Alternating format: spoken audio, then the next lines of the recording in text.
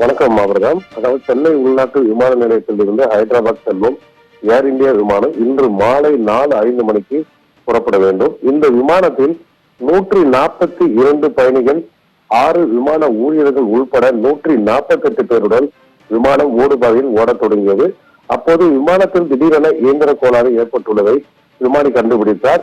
இதையடுத்து இந்த நிலையில் விமானத்தை வானில் பறக்க செய்வது ஆபத்தானது என்பதை உணர்ந்து விமானத்தை அவசரமாக ஓடுபாதையிலே நிறுத்தினார். அதோடு சென்னை விமான நிலைய கட்டுப்பாட்டு அறைக்கு தகவல் தெரிவித்தார். இதையடுத்து விமானத்தை இருவை வண்டி மூலம் விமானம் புறப்படும் இடத்துக்கே ஏற்றிக் கொண்டு நிறுத்தப்பட்டது. விமானத்தின் கதவுகள் திறக்கப்பட்டு விமான பொறியாளர்கள் குழுவினர் விமானத்துக்குள் ஏறி விமானத்தை பழுது பார்க்கும் பணி ஈடுபட்டுள்ளனர். இதையடுத்து விமானத்தில் உள்ள பயணிகள் அனைவரும் விமானத்திலிருந்து கீழே இறக்கப்பட்டு சென்னை விமான நிலைய ஓய்வாய்களில் தங்க வைக்கப்பட்டுள்ளனர்.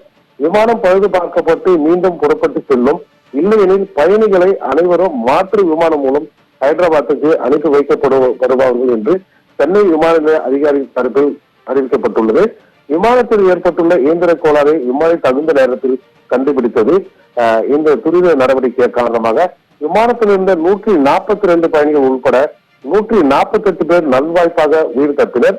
இந்த சம்பவம் சென்னை விமான நிலையத்தில் இன்று மாலை பெரும் பரபரப்பை ஏற்படுத்தியுள்ளது. அவர்கள்